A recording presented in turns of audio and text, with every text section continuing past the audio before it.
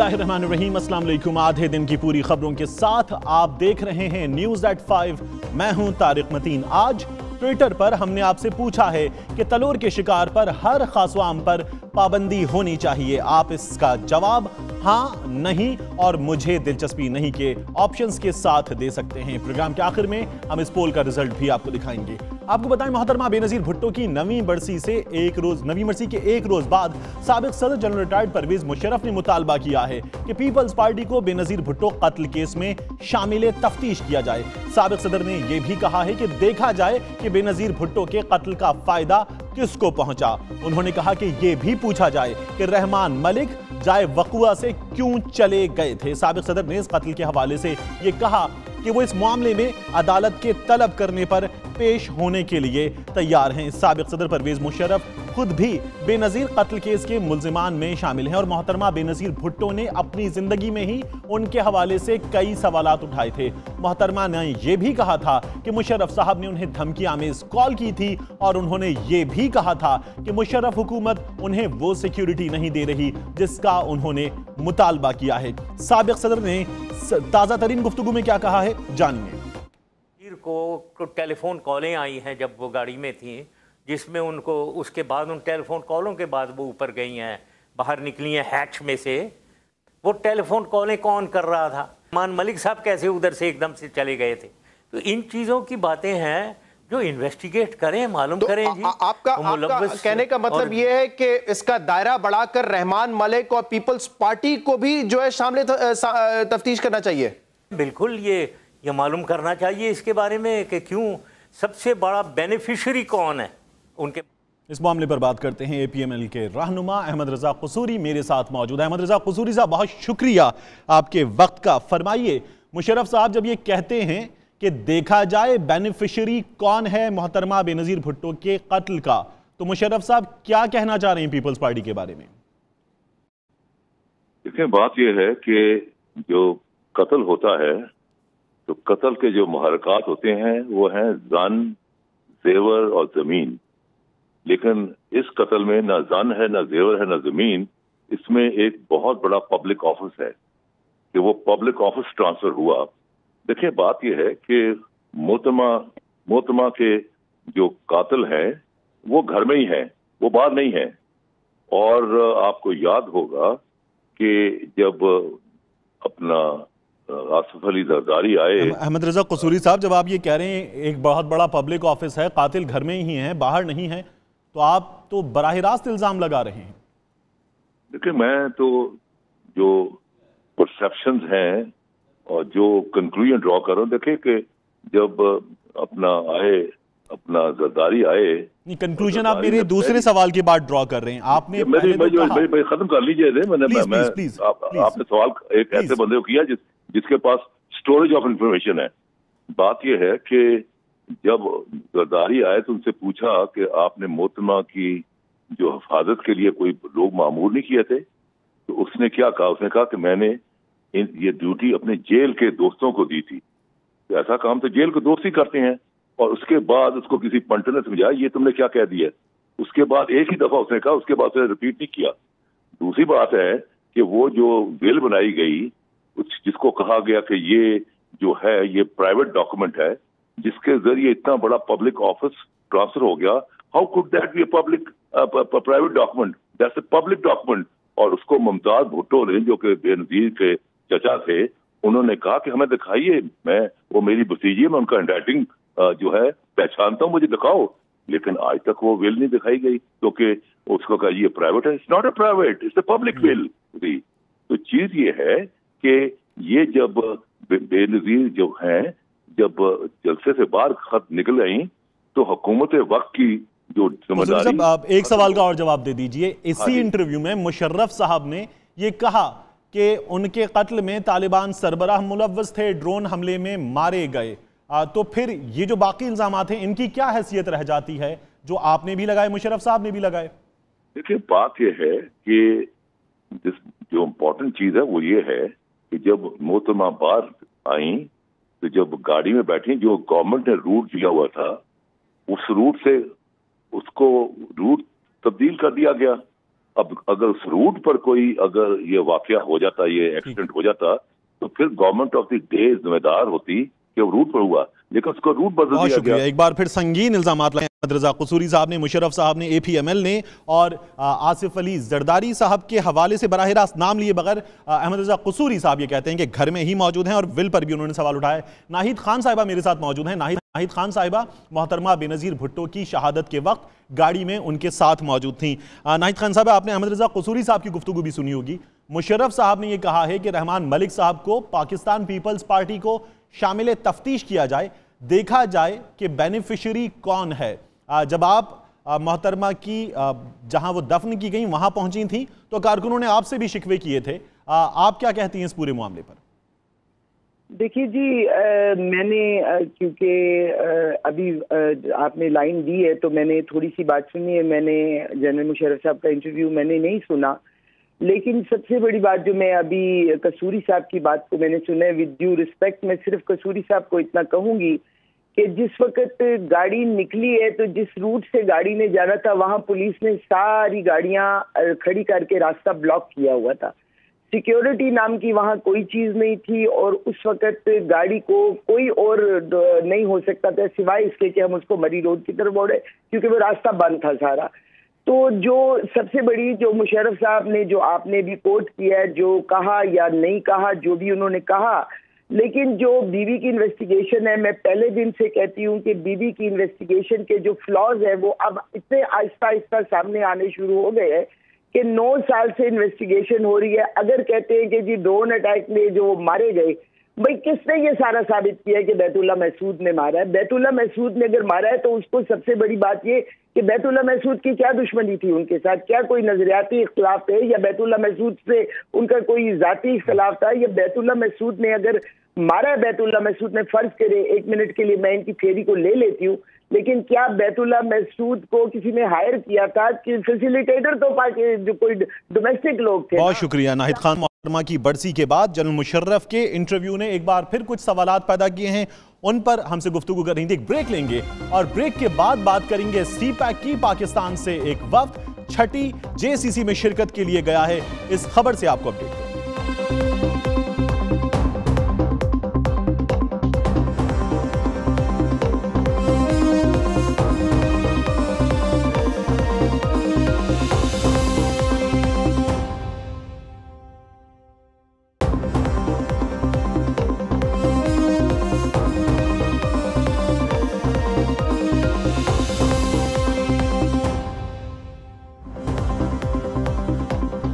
Welcome back. आधे दिन की पूरी खबरों के साथ आप देख रहे हैं न्यूज एट 5। खित्ते और पाकिस्तान की किस्मत बदलने वाले CPAC के सिलसिले में अहम इजलास बीजिंग में हो रहा है और इस इजलास की अहमियत यह है कि 6ठी ज्वाइंट कोऑर्डिनेशन कमेटी का ये इजलास है। इस इजलास में वजीर आला सिंध मौजूद हैं। इस इजलास में वजीर आला खैबर पख्तूनख्वा परवेज खटक मौजूद हैं और इस इजलास में सिंध के अहम तरीन मंसूबे शामिल कर लिए गए हैं। वजीर आला सिंध मुराद अली शाह और वजीर आला खैबर पख्तूनख्वा परवेज खटक इस इजलास में शामिल हैं। दौरान इजलास सिंध हुकूमत की तरफ से बताया गया कि वजीर आला सिंध ने तवानाई के 3 अहम मंसूबों को CPAC में शामिल कराने की मंजूरी ले ली है, जबकि कराची सर्कुलर रेलवे का मंसूबा भी CPAC में शामिल किया जा रहा है। केटी बंदरगाह और धाबेजी इंडस्ट्रियल जोन को भी CPAC का हिस्सा बनाया जाएगा। तीनों मंसूबों की फिजिबिलिटी स्टडी 3 माह में पेश की जाएगी। इजलास में फैसला किया गया है कि हर सूबे में अलहदा इंडस्ट्रियल जोन भी कायम किया जाएगा।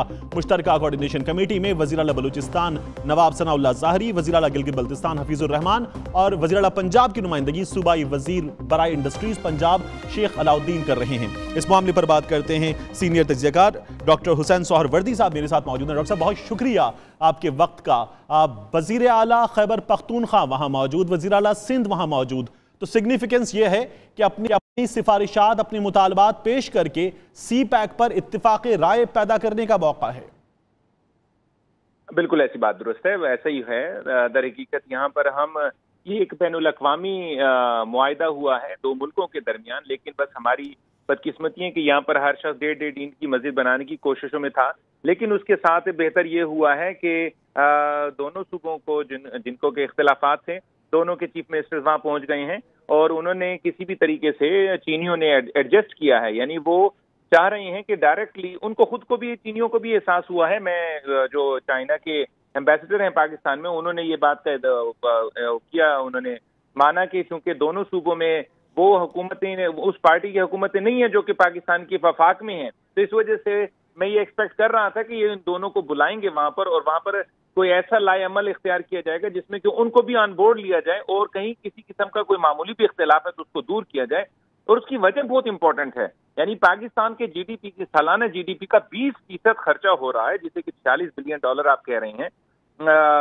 फाइबर ऑप्टिक्स $44 बिलियन है, 10,000 मेगावाट तवानाई पैदा होने वाली है, और ये सब चीजें पाकिस्तान की किस्मत या पूरे इलाके की किस्मत बदलने के मुतरादिफ है।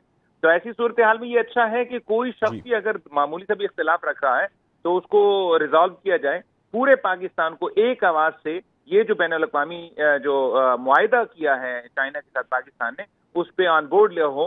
चीनी बड़े खूबसूरत तरीके से पाकिस्तान और चीन के बारे में कहते हैं, वो कहते हैं कि हम आहिनी भाई हैं, यानी वो उस बात से कहीं आगे चले गए, वो deeper than the oceans, higher than the mountains, वो तो अब स्टील ब्रदर्स की बात करने लगे हैं। तो मैं ये समझ लूं कि मैं इससे बहुत ज्यादा एक्सपेक्ट कर रहा हूं। असल में ये जो मीटिंग हो रही है, इसमें मेरा ये ख्याल है कि इससे वो तमाम जो इख्तिलाफात थे पाकिस्तान के अंदर, जिसके असरात और जिसकी आंच जो है वो चीन तक जा रही थी, मैं समझता हूं कि वो वंस एंड फॉर ऑल खत्म हो जाएगी। और वो इख्तिलाफात की जिनकी आंच चीन तक जा रही थी, उन खत्म करने का मौका है। हुसैन सोहरावर्दी साहब, बहुत शुक्रिया आपका, आपने न्यूज़ एट 5 को वक्त दिया। और अब बात करेंगे, अहम तरीन खबर है, जनरल राहील शरीफ सऊदी अरब के दौरे पर है। साबिक आर्मी चीफ जनरल राहील शरीफ सऊदी हुकूमत की खुसूसी दावत पर सऊदी अरब के दौरे पर हैं। खबरें यह हैं कि इस्लामी इत्तेहादी फौज में दिफाई मुशीर की हैसियत से फराइज संभालेंगे। इत्तलात आ रही हैं कि इस्लामी फौज में रिटायर्ड जनरल राहील शरीफ इब्तदाई तौर पर 2 बरस के लिए ये जिम्मेदारियां संभालेंगे। शाही प्रोटोकॉल में होने वाले इस दौरे में रिटायर्ड जनरल राहील शरीफ की सऊदी शाही खानदान से मुलाकातें इसका हिस्सा हैं।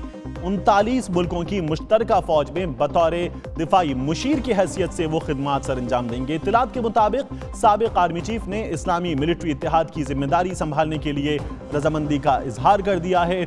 मुश्तरका फोर्स का सदर दफ्तर सऊदी अरब के शहर रियाद में है, जिसे ज्वाइंट कमांड सेंटर कहा जाता है। ये तंजीम सऊदी वलीअहद शहजादा मोहम्मद बिन नाइफ की कोशिशों से कायम हुई, जो दाइश और इस तरह की दीगर दहशतगर्द तंजीमों के खिलाफ बनाई गई है। इस खबर पर बात करेंगे, मेरे साथ मौजूद हैं सीनियर तज्जियाकार जनरल रिटायर्ड अमजद शुएब साहब। अमजद शुएब साहब, बहुत शुक्रिया आपके वक्त का। कितनी अहम है ये खबर और कितनी अहम है ये जिम्मेदारी जो राहील शरीफ साहब के हिस्से में आ रही है? ये इंतहाई अहम है, और इससे आप देखेंगे कि न सिर्फ उम्मा को फायदा पहुंचेगा, बल्कि इसके अलावा पाकिस्तान आर्मी को बहुत फायदा पहुंचेगा। हमारे जो ताल्लुकात हैं इस्लामी दुनिया के साथ, वो बड़े बेहतर होंगे, एक मिलिट्री लेवल पे अंडरस्टैंडिंग बनेगी। और मेरा अपना ख्याल है कि पाकिस्तान को नया इक्विपमेंट हासिल करने में खास तौर पे आसानी रहेगी, क्योंकि सऊदी अरेबिया अपने सोर्सेज से जहाँ से लेता है उसमें पाकिस्तान भी अकोमोडेट हो सकेगा। तो उस लिहाज से ये बहुत ही अहम चीज़ है। और ये जो 39 मुल्कों की फौज है, इस फौज का बनना गल्फ कंट्रीज के लिए, इस्लामी मुल्कों के लिए, ये क्या अहमियत रखता है? ये बहुत अहमियत का हामिल है, इस वजह से कि जो जनरल राहील की शराइत हैं वो जब मानी जाती हैं तो आप देखें कि मुस्लिम उम्मा में यूनिटी बढ़ेगी। जनरल राहील ने शामिल होने के लिए ये शर्त रखी थी कि ईरान को भी वक्त के साथ शामिल किया जाए, और अगर वो शर्त उनकी मान ली गई है और ये मामला आगे चलता है तो आप देखेंगे कि मुस्लिम उम्मा के लिए यूनिटी और इत्तेहाद और मिलिट्री ताकत का बायस बनेगी ये जनरल राहील की शमूलियत। बहुत शुक्रिया। जनरल अमजद शुएब से रहे थे और उनका ये कहना था कि इत्तेहाद की वजह बनेगी ये फौज। बहुत शुक्रिया आपका। और अब बात करें यंग डॉक्टर्स की। कभी सड़कों पर एहतजाज, कभी अस्पताल में मुजाहिरा और कभी तोड़फोड़। यंग डॉक्टर्स जब भी खबरों का हिस्सा बने हैं तो किसी अच्छी चीज के लिए खबरों का हिस्सा यंग डॉक्टर्स नहीं बने हैं। लाहौर में एक वाकया पेश आया है और यंग डॉक्टर्स, इस बार जनरल हॉस्पिटल में यंग डॉक्टर्स ने एक मरीज को ज़दोकोब किया है। मरीज ने शिकायत की कि उसे कोई देख नहीं रहा, काफी देर हुई, वो अपनी चोटों से परेशान था, अपने इलाज का मुंतजिर था। तल्ख कलामी उस मौके पर, उसके बाद उस मरीज को अस्पताल के अंदर डॉक्टर्स ने ज़दोकोब किया और एक शख्स पर निस्फ दर्जन यंग डॉक्टर्स पिल पड़े और उसे मारा। तिब के मुकद्दस पेशे के लिए कई बार यंग डॉक्टर्स का रवैया बायसे शर्मिंदगी बना है। सलीम शेख हमारे सीनियर नुमाइंदे इस वक्त हमारे साथ मौजूद हैं, उनसे इस बारे में मजीद जानते हैं। सलीम शेख, यंग डॉक्टर्स ने ये क्या किया है, इसके दिफा में क्या कहते हैं वो? जी तारिक, इस तरह है, जब ये वाकया रिपोर्ट हुआ था तो उस वक्त बताया गया था कि ये यंग डॉक्टर्स ने जो है तशद्दुद का निशाना बनाया, क्योंकि जो लोग तशद्दुद का निशाना बना रहे थे उन्होंने डॉक्टर्स का ओवरऑल भी पहना हुआ था, यानी कोट सफेद रंग का पहना हुआ था। तो उनसे जब वहाँ के लोग थे तो उन्होंने यही कहा कि ये डॉक्टर्स हैं। लेकिन जब तहकीकात हुई और अब से थोड़ी देर कबल जो है इंतजामिया से जब हमारी बात हुई तो उनका ये कहना था कि हमने फुटेज के जरिए जो है वो शनाख्त की है, तो इनमें से कोई भी जो है वो डॉक्टर नहीं निकला। ये ड्रेसर्स हैं, ड्रेसर्स पैरामेडिकल, जिन्होंने पट्टी वगैरह करनी होती है मरीजों को, तो इन्होंने जो है वहाँ पर एक माफिया की शक्ल इख्तियार की हुई है। इन्होंने जो है एक मरीज जो आया था उसको इस वजह से मारा है कि उसने कहा कि मेरा इलाज कर दे, मुझे तकलीफ हो रही है, तो इन लोगों ने जो है उसको मारा कि आप ये क्लियर हो गया कि ये यंग डॉक्टर्स नहीं थे। खबर की एक वजाहत हो गई। जो पैरामेडिकल स्टाफ है उसने ये हरकत की, उनके खिलाफ कोई कार्रवाई हुई? जी अभी जो है वो इब्तदाई जो इंक्वायरी हुई है उसमें तो ये सिर्फ पता चला है कि ये जो पैरामेडिकल स्टाफ है इन्होंने मारा है, और मारा भी इस वजह से है कि वो आराम फरमा रहे थे ड्यूटी टाइम में, क्योंकि इन्होंने सुबह के औकात में कहीं और जाना होता है। ये तकरीबन क्योंकि रात की ड्यूटी का वाकया है तो इस वजह से जो है ये आराम फरमा रहे थे। उसने जाकर कहा कि मैं बीमार हूँ, मैं एक्सीडेंट के साथ यहाँ आया हूँ, मेरा इलाज कर दे, तो उन्होंने इस बात का बुरा मना लिया और उन्होंने जिस अंदाज में इलाज किया वो हमारे सामने। सलीम शेख, बहुत आपका, आप हमें इस तमाम मामले से आगाह कर रहे थे। एक ब्रेक लेंगे और ब्रेक के बाद जब वापस आएंगे तो बात करेंगे कप्तान के दौरे कराची की, और साथ ही इस बात की कि कप्तान को अपनी कराची की तंजीम पर, तंजीम साजी पर तवज्जो देने की जरूरत है।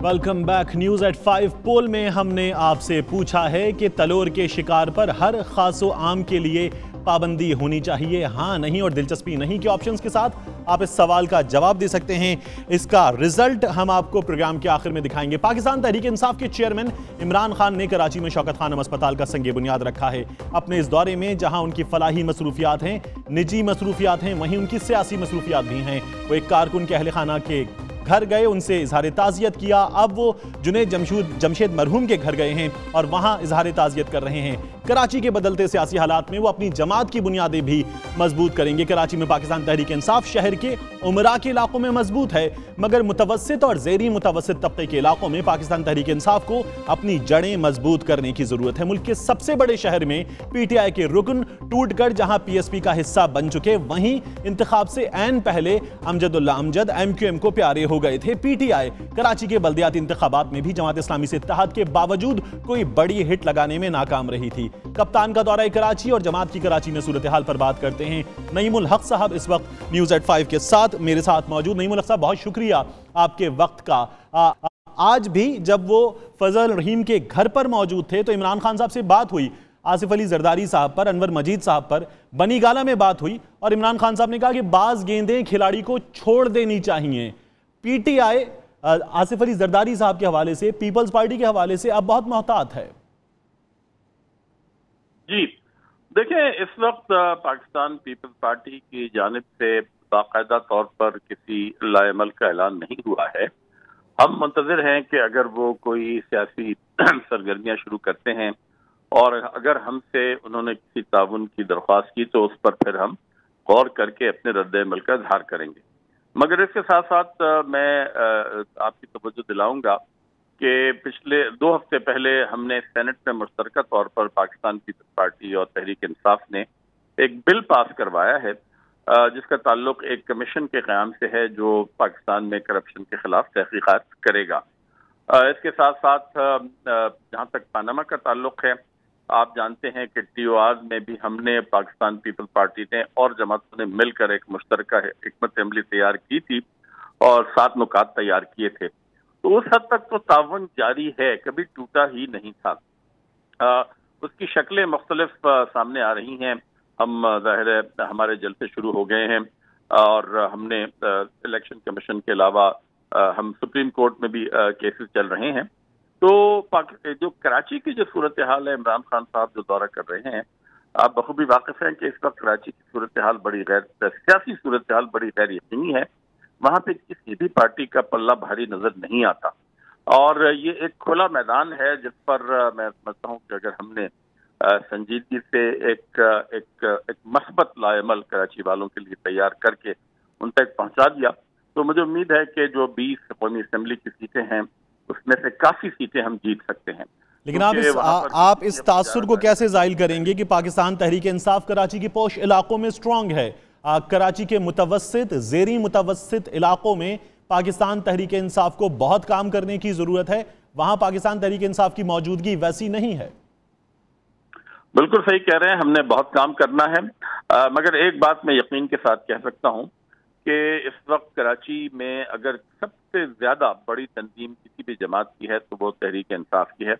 मैं अभी कराची का 4 दिन का दौरा करके वापस इस्लामाबाद आया हूं और क्योंकि मैं सिंध का सरबराह रह चुका हूं पार्टी का, कराची के 6 डिस्ट्रिक्ट में हमारी तंजीम जो है बहुत फैल चुकी है और हजारों की तादाद में हमारे बाकायदा एक्टिव वर्कर्स हैं और हमने बस उनको मुनज़्ज़म करके इंतखाबात के लिए तैयार करना है, अच्छे उम्मीदवार लेकर सामने आने हैं। इंशाल्लाह मुझे उम्मीद है कि हम आइंदा इंतखाबात में कराची में सबसे बड़ी पार्टी बन के उभरेंगे। बहुत शुक्रिया नईमुल हक, न्यूज़ एट 5 से बात करने के लिए।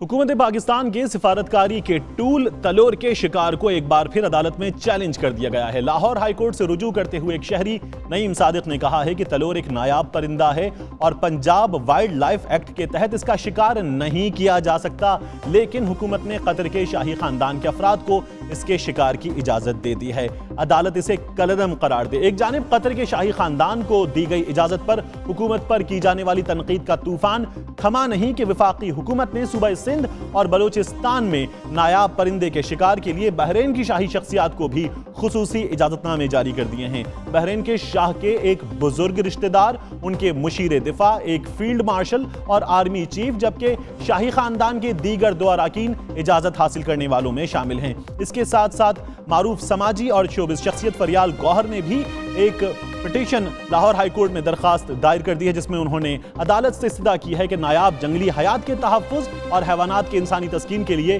खेल तमाशा बनने को रोका जाए। नईम सादिक साहब मेरे साथ इस वक्त मौजूद हैं, उनसे बात करते हैं। नईम सादिक साहब, अदालत में जब आपने ये आदादो शुमार पेश किए कि रोका जाए तलोर के शिकार को, तो वो हमारे नाज़रीन से भी शेयर कीजिए। जी तारिक, हमने 2014 में अदालत से रुजू किया था कि पाकिस्तान में तलोर का शिकार को बंद करना चाहिए। जी, इसकी बहुत सी वजूहात हैं। बुनियादी वजह तो यूं है कि तलोर एक ऐसा परिंदा है जिसको वल्नरेबल बर्ड कहा जाता है और इसकी तादाद कम होती चली जा रही है। अब ये कम होके तकरीबन 70 से 90 हज़ार की रेंज में आ चुका है और इसमें भी जो एडल्ट परिंदे हैं वो सिर्फ 33 से 67 हज़ार की रेंज में आ गए हुए हैं। ठीक, पाकिस्तान एक दुनिया का वाहिद मुल्क है जो कि इसके शिकार को एनकरेज करता है और पैसे लेके ये शिकार कराया जाता है। इसके बरक्स मैं आपको एक छोटे से मुल्क भूटान की मिसाल देता हूँ, जिसमें कि कई साल तक एक विलेज में लोगों ने बिजली को आने नहीं दिया क्योंकि उन्होंने कहा कि बिजली की तारें लगने से यहाँ जो माइग्रेटरी बर्ड्स आते हैं, क्रेन्स, वो उनका आना बंद हो जाएगा। तो फिर 2009 में फाइनली उनके यहाँ जब बिजली आई तो वो अंडरग्राउंड केबल्स के जरिए लाई गई ताकि परिंदों की आने को बहुत शुक्रिया, बहुत शुक्रिया, हमें वक्त दे रहे थे, आपका बहुत शुक्रिया। फरियाल गौहर साहिबा भी इस वक्त मेरे साथ मौजूद हैं। फरियाल गौहर साहिबा, आपने भी एक petition Punjab wild life act के हवाले से दायर कर रखी है और आपने कहा है कि जो इंसानी तस्कीन के लिए हैवानात को निशाना बनाया जाता है, तमाशा बनाया जाता है, इसका सिलसिला रोका जाए। तलोर का शिकार हो रहा है, दुनिया भर में जगहंसाई का बाइस बन रहा है ये पाकिस्तान के लिए। जी जी, सवाल आपका क्या है? जी, मैं आपसे यही जानना चाहता हूं कि आप जब ये अदालत में गई हैं, क्यों आपने खुद को इतना मजबूर पाया कि आप इस मामले पर अदालत से रुजू करें? मैं जी समझती हूँ कि हमारी अदालतें ही हमारे जो मसाइल हैं इस मुल्क में, बहुत से मसाइल हमारे सामने हैं, वो अदालत का जो दरवाज़ा है हमें तब खटखटाना पड़ता है जब हमारी रियासत फेल करती है अपने ही जो कानून बने हुए हैं या अपने ही आइन के मुताबिक अपने मुल्क और अपनी शहरियों की जिंदगी को चलाने से जब वो बिल्कुल एक तरह से हट जाती है, अपनी जिम्मेदारी से हट जाती है। मैं आइन को देखकर इस पिटिशन की तरफ आई हूँ, जिसमें बेसिकली एक हमने कानून को चैलेंज किया है। ये कानून अंग्रेजों का दिया हुआ है, अंग्रेजों का बना हुआ था। अंग्रेज राज के दौर में 1990 में ये जो था prevention of cruelty towards animals act 1890 ये बनाया गया था। अब उसके मुताबिक आप बेशक कहीं से किसी दूर दराज से आप एक रीछ ले आए, उसके आप पंजे और उसके दांत निकाल लें और एक कुत्ता खूंखार किस्म का जिसको आपने पाला इसी मकसद से है कि वो किसी और जानवर का शिकार करे, उन दोनों को आप लड़ाते हैं। उसमें आपको किसी तरह से ये तफरीही एक तमाशा नजर आता है।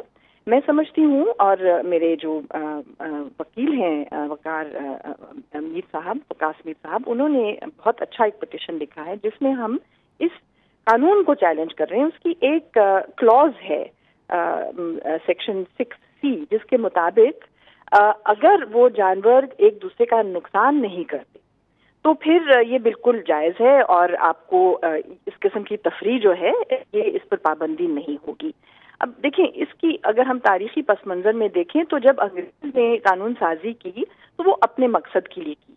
वो हमें, यानी कॉलोनियलिज्म की जो तारीख पूरी दुनिया में है, वो एक नस्ल की दूसरी नस्ल के ऊपर राज करने की तारीख है। वो राज किस तरह से हुआ? वो प्यार और मोहब्बत के जरिए नहीं हुआ। उन्होंने जंगें लड़ी, उन्होंने जो हमारे जो इंडिजिनस पॉपुलेशंस थी, जो आबादियां थी इन खित्तों में, चाहे वो एशिया हो या वो अफ्रीका हो या लातिनी अमेरिका हो, उन आबादियों को इन्होंने बर्बाद तबाह करने की कोशिश की और काफी हद तक बहुत से सैकड़ों हजारों लाखों लोगों को मारा। अब उस अमल में जो एक वहशत पैदा होती है, एक बर्बरियत का जो अब नज़ारा आता है, वो इन्होंने कानून में भी उसको मैं समझती हूँ एक तरह से पाबंद कर दिया कि हम अब क्योंकि वहशी हो गए हैं तो हम जानवर को भी एक दूसरे के ऊपर हमला करते हुए जो है उसको हम कबूल करें और बल्कि उस एक कदम आगे ले जाकर उसको हम तफरीह की तरह उसको देखें। बहुत बहुत शुक्रिया जनाब फरियाद, आपने हमें वक्त दिया। और अब बात करेंगे खेल के मैदान से लड़ाई की खबर की। साबिक टेस्ट क्रिकेटर महमूद हामिद ने इल्जाम लगाया है कि मारूफ क्रिकेटर और विमेन टीम के कोच बासित अली ने उन्हें थप्पड़ मारा है। महमूद हामिद ये कहते हैं कि उन्होंने टीवी पर उन पर तनकीद की थी और उसका गुस्सा बासित अली ने निकाला है। बासित अली कहते हैं कि उन्होंने थप्पड़ नहीं मारा, उन पर झूठा इल्जाम लगाया जा रहा है। पहले आपको दिखाते हैं कि इस सिलसिले में बासित अली का कहना क्या है। बासित अली, मैं उन्हें बोल रहा हूँ, बासित अली को कोई फ़र्क नहीं पहुँचता। बासित अली ना कभी सिफारिशी प्लेयर था, ना है, ना रहेगा और ना कभी किसी सिफारिश को मानेगा। ये मेरा उनको उंगली उठा के बोल रहा हूँ, अल्टीमेटम है।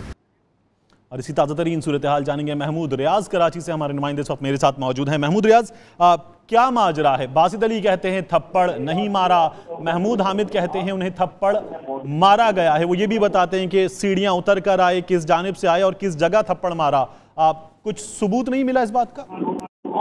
यकीनन जिस वक्त कराची के नेशनल स्टेडियम में SNGPL और SHGC के दरमियान जो है वनडे कप का मैच जारी था, कल जो है वो बासित अली ने वुमेन्स टीम के कैंप के दौरान जो है मीडिया से बात करते हुए बहुत नाराजगी का इजहार किया था कि कुछ लोग मीडिया में आधे घंटे के प्रोग्राम करके तनकीद करते हैं और उनको ग्राउंड में आना चाहिए। और उनका ये भी कहना था कि पाकिस्तान वुमेन टीम ने कभी 270 रन से ज्यादा स्कोर नहीं किया जो कि न्यूजीलैंड में किया।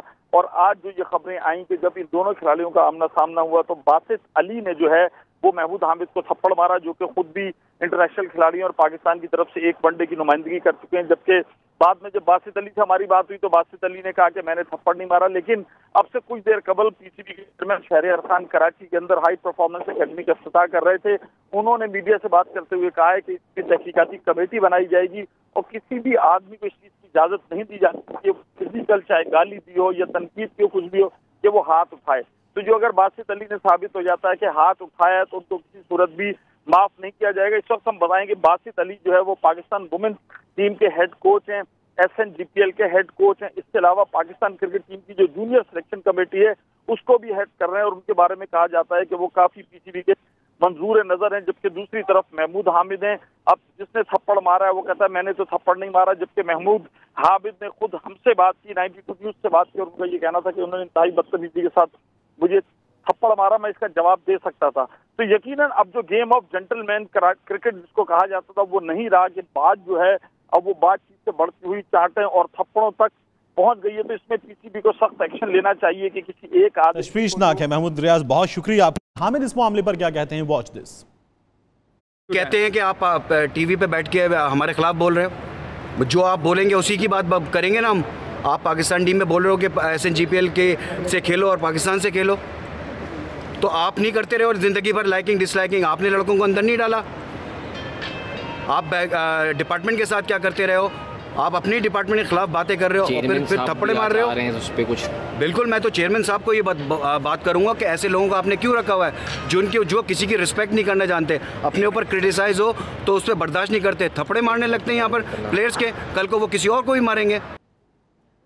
तो महमूद हामिद क्या कहते हैं आपने जाना। बात करें मौसम की, दुआएं रंग लाने की उम्मीद पैदा हो चली है।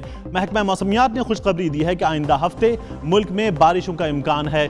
2 जनवरी के बाद बारिशों का इम्कान है और बादल बरसेंगे। बालाई पंजाब और शिमाली इलाकाजात में किसी हद तक इम्कान है कि मुल्क के वस्ती इलाकों में भी बारिश होगी। इस बारिश के बाद जहां गले और सीने के अमराज में मुब्तला अफराद को रिलीफ मिलेगा, वहीं खुश्क होते आबी ज़खायर की सूरत हाल भी बेहतर होगी।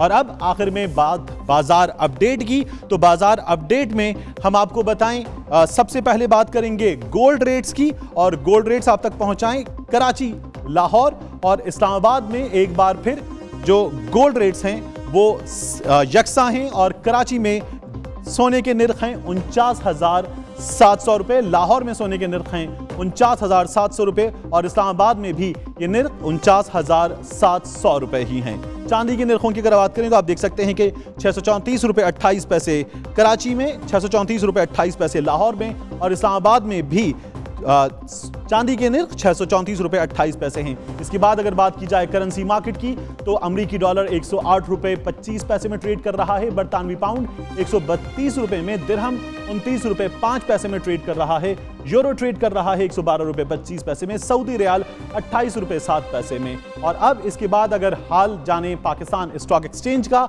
तो तेजी रिकॉर्ड की गई है पाकिस्तान स्टॉक एक्सचेंज में। आपको बताएं इंडेक्स में 504 पॉइंट्स का इजाफा हुआ है, और इंडेक्स आप देख सकते हैं 47,666 पर बंद हुआ है। दिन के दौरान 27 करोड़ 30 लाख के हिस्सेस का कारोबार हुआ। पूरे दिन के दौरान 281 कंपनीज के हिस्सेस की कीमतों में इजाफा हुआ, जबकि 158 कंपनीज के हिस्सेस की कीमतों में कमी हुई। और अब आखिर में आपको बताएं आज के पोल का रिजल्ट। हमने आपसे ट्विटर पर पूछा था कि तलोर के शिकार पर हर खासो आम पर पाबंदी होनी चाहिए, और इस पोल में आप देख सकते हैं कि 82% अफराद कहते हैं कि हां मुकम्मल पाबंदी होनी चाहिए, 11% कहते हैं नहीं, जबकि 7% अफराद इसमें दिलचस्पी नहीं रखते हैं।